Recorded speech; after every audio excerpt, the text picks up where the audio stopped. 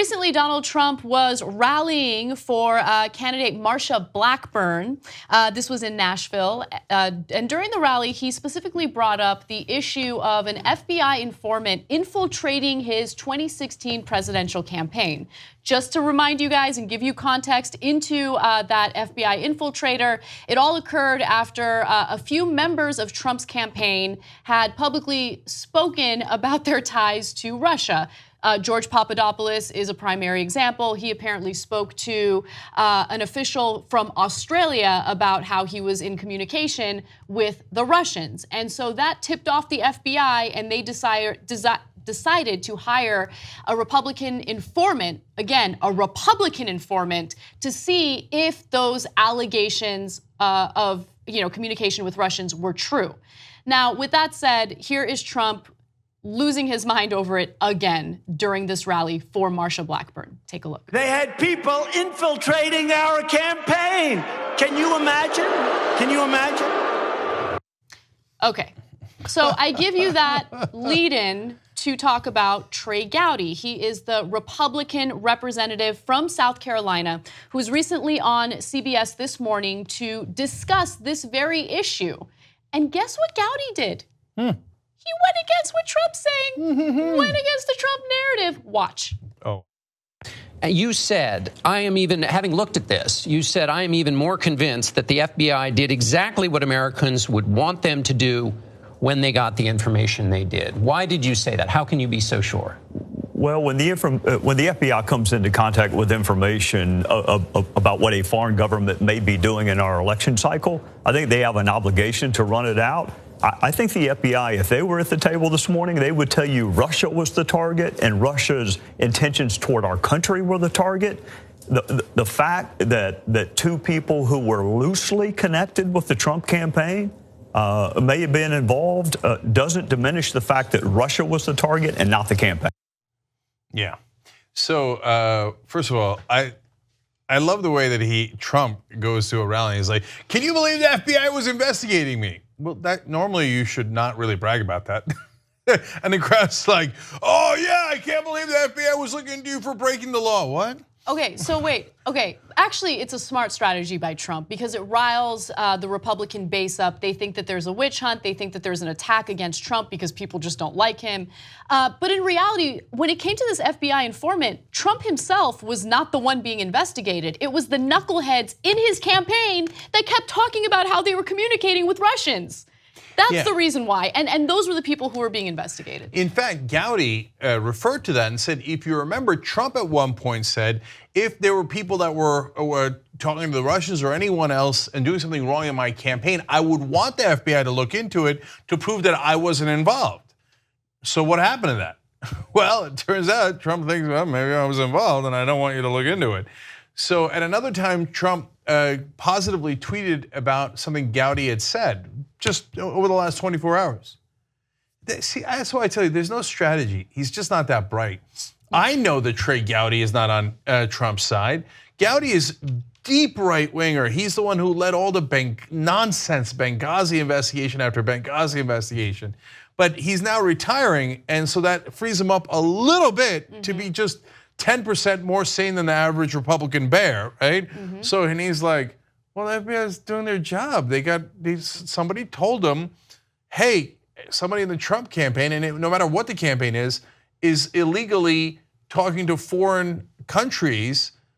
And Gowdy's literally saying, what do you want them to do? What would you want the FBI to do? And Trump, again, said what he wanted them to do. If anyone is in talks with the Russians in my campaign, they should be investigated. And that's exactly what happened. And now Trump is making it seem as though he was the one being targeted for political reasons, and that's not the case. By the way, the narrative that Trump keeps laying out to rile up his base includes words like FBI spy. And that is apparently an issue as well, because this individual was not an FBI spy, he was an informant. He was an investigator. You can say he was an infiltrator, but to say that he's a spy is problematic, and Gowdy touches on that in the next clip. Let me ask you some specific questions. Was there a spy?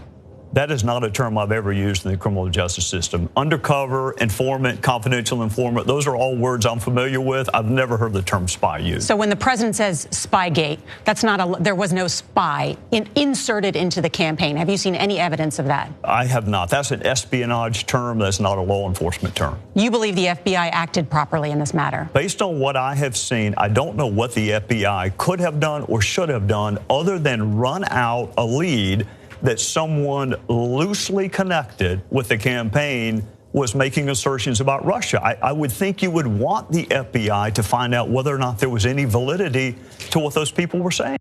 Now, again, that is not a Democratic congressman. That is a Republican congressman who is a party loyalist and deeply right-wing from South Carolina. But he's like, he worked in law enforcement. He's like, what do you want him to do? They got a report of a crime. Do you want him to not investigate it? And why don't you want them to investigate it? Which is a really interesting question. And spies are when one country spies in on another country.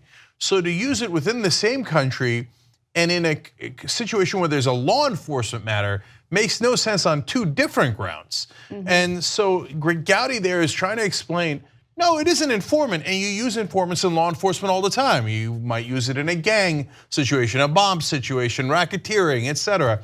And here there were allegations that a foreign country is trying to influence a campaign, which would be illegal, so you get an informant. It's like law enforcement 101. It's not bringing in some, spy from Sweden and like dun dun dun dun dun dun dun. Nobody's hanging from the ceiling.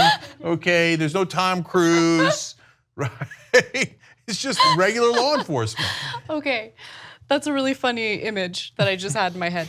But yeah, and one other thing that really stood out to me about this interview is something that you touched on earlier, Cenk. So Gowdy will not be seeking re-election. He is retiring, and as soon as Republican politicians have that tiny taste of freedom, they do speak out against Trump. And maybe it's not as aggressively as some of us would hope, but still, I mean, he's contradicting what Trump is saying. He's challenging what Trump is saying in regard to this FBI informant. I am curious to see how Republicans who are currently in office and who plan on remaining in office will behave as soon as Trump is bad for their poll numbers. Oh, yeah. Right? And how That's quickly they'll turn on him, because we all know what they genuinely think about him. Look, I don't have to tell you guys, politicians are dirty. Yes, it's one way of putting it, right? So you can literally see them reacting to Trump's poll numbers by how much they're criticizing him. For the Republicans, Democrats criticize him no matter what, right? But for the Republicans, now Trump's poll numbers are up a little bit. So the ones that are not retiring are like, what do you mean? Of course, maybe there could be spies all over the government. The deep state could be fixing the midterm elections. Could be, right? But meanwhile, when his numbers sink, they're like, well, I wouldn't, say it that way, and and et cetera. So as we get closer to the elections, it really depends on Trump's poll numbers, because politicians are not people that are very courageous. And they're on TV, they're treated as leaders, but they're not. They're 99 out of 100 times they're followers. So they're gonna follow the money most of the time, they're gonna follow power, and they're gonna follow the poll numbers. So we're gonna see what the reaction is based on that. For a guy like Gowdy on his way out, he's like, no, I'm not gonna agree to an insane conspiracy about how the FBI has spies, and then the latest thing Trump said is that they're gonna fix the midterm elections against the Republicans. Anyone who believes that has totally lost their minds or is lying on purpose for political reasons. And he just doesn't have as much of a reason to anymore. Exactly, and if you're lying about how there could potentially be meddling in the midterm elections to screw over Republicans just so you can help your poll numbers, you're a bad person, because that could lead to a dangerous result, a violent result. People who see that, maybe in some seats Democrats won over Republicans, people think that there was meddling involved there. Like, it's dangerous. And so if you're a politician who's playing into that ridiculous narrative because it's helping your poll numbers, just understand what you're doing to the future of the country. No, they know it. They know that they're undermining our form of government and our democracy, but That's why it drives me crazy when TV kisses the ass of these politicians. Oh, the honorable gentlemen, they're having fine debates about the issues of the day, and this is what they believe. They don't believe anything. They believe in getting reelected and finding out what their donors want and serving it. They are not honorable people. Generally speaking, they care only about themselves. There's good reason why the country despises politicians. They're polling sometimes as low as 7%. The British government, when we did a revolution against them, had 1/3 of the colonies supporting them. Congress is in way worse shape. The only people who support congressmen today are the people on TV. They're in power together. So, and you could tell as a congressman is leaving, finally a little bit of honesty, which gives you a sense of the mountain of dishonesty that normally these politicians live in, but your TV hosts never point out. 2 easy ways to follow the Young Turks. One is hit the subscribe button down below, then you're a TYT subscriber. And second is ring the bell. And when you do that on YouTube, you're notified of our videos.